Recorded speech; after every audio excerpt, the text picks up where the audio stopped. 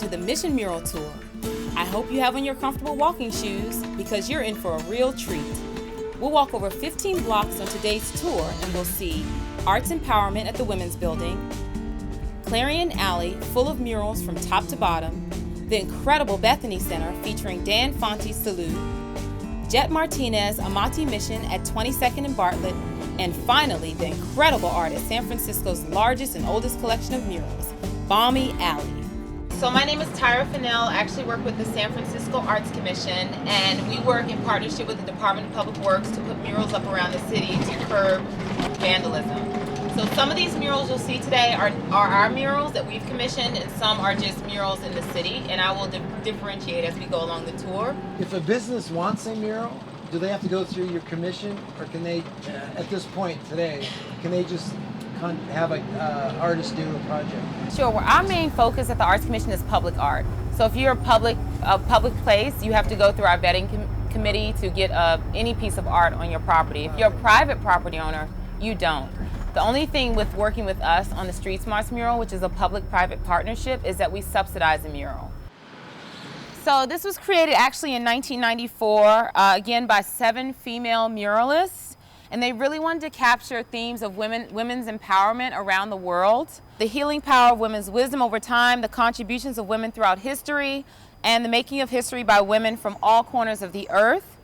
The mural's accumulation of multicultural, multi-generational collaboration of 7 women artists, and a colorful work of art that sings to the community. So we're in the Mission District now. As you see, the mural is very suitable for the aesthetic of the neighborhood. It's culturally responsive to the community. It reflects the landscape of the current community in the Mission, and that's what the artists were trying to relay as well. If a wall has no mural at all and it's getting tagged, say, every 3 months or every 2 months, and you have someone coming out to paint it, you have to pay them, you pay the citation from the city. Even if a mural is up for 8 months to a year, you've effectively saved the property owner money and you've saved the city money.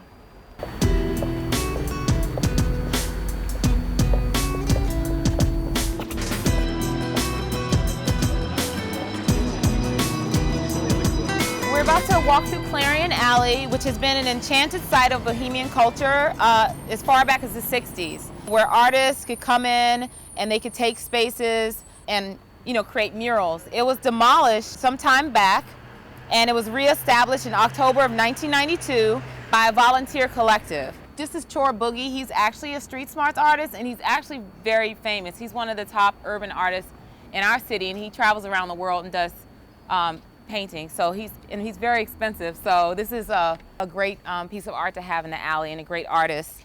And again, this is another example of artists will manage their space. So it's some light tagging, but if you notice, it's pretty clean for an alley. There is certain things that happen on the quote-unquote street level that we're not aware of. So for example, there's certain muralists that are respected, like Twick is very well respected on the street level.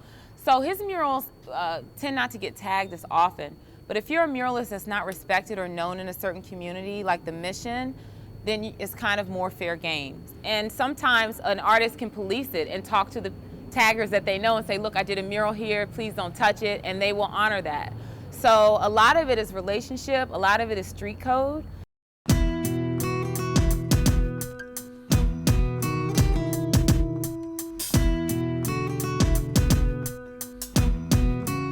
So usually, all the time, the artist will create a rendering for the property owner, and the property owner will review, and we encourage them to share it with their neighborhood association so that everyone has buy-in in the community, or at least in their block, before the artist paints.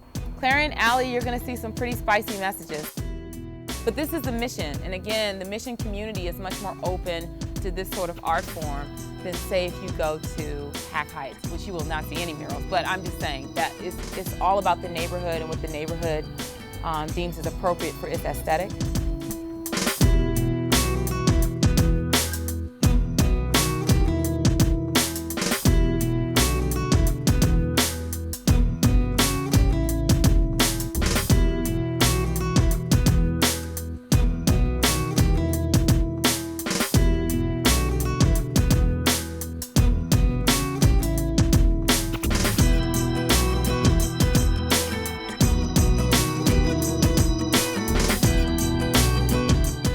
So in the Mission, the Diaz De los Muertos theme or Day of the Dead theme is very common. So you'll see that as a through line in some of the murals. Like here, you have a very Day of the Dead style mural.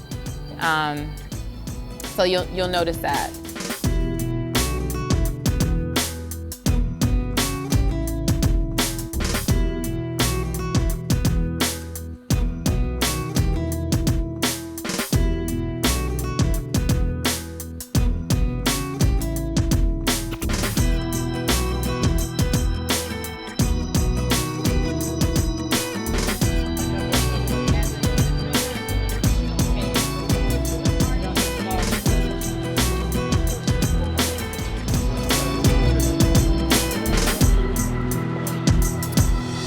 This is a mural which we talked about when we went to Clarion Alley of incorporating some other styles of art in with mural art, and this is an example of that. If you see some of the raised figures on the wall.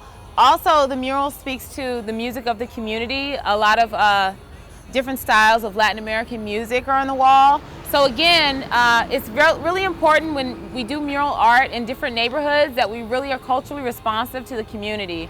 The murals tend to last longer when you're culturally responsive. There's more respect from the community, and so it stands.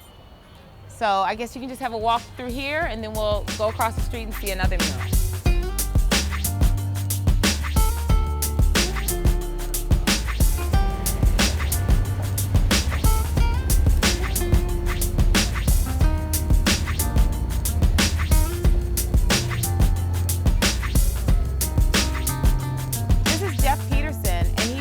For his Day of the Dead style murals. He's worked as an illustrator and a painter in San Francisco. He's also done poster work, some artwork for books and things of that nature.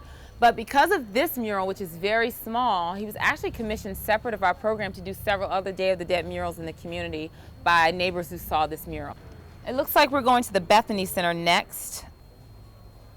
This is Bethany Center. It was actually painted by Dan Fontes, and the mural is called Salud. It was painted in 1997.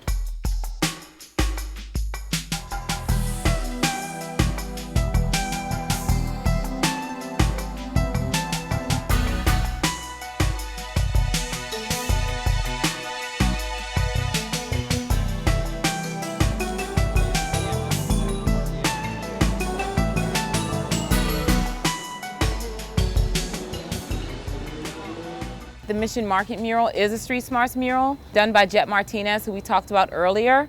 The community actually helped produce the mural, and they had a huge street fair to unveil the mural. When you look at the mural to the right and look at the intricacies of the mural, Jet uses small brushes as well as large brushes to paint, so it took a really long time. He's been painting for 15 years throughout San Francisco as well as New York, Los Angeles, Oakland. He also completed murals in Mexico, Brazil, and Switzerland. And he has corporate clients as well as obviously community clients like Dolby Industries, and he's done work on hotels and various private clients.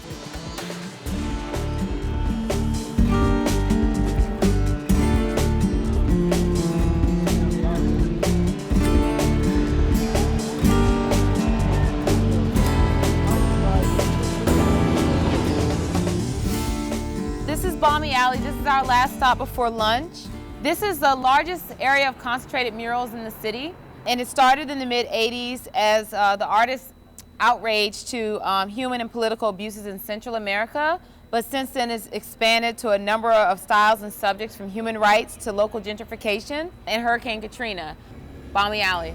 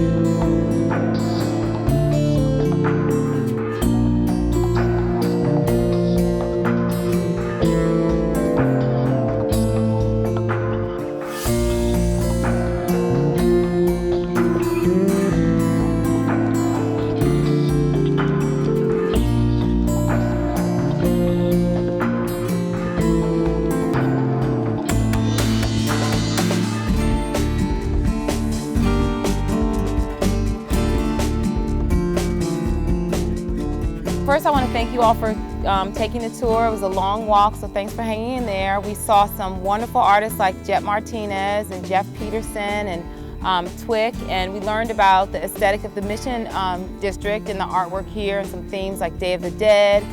We see a lot of revolutionary art that really fits the community in the Mission. So I hope you guys learned a lot, and I welcome any questions that you may have after we finish. So thanks for coming.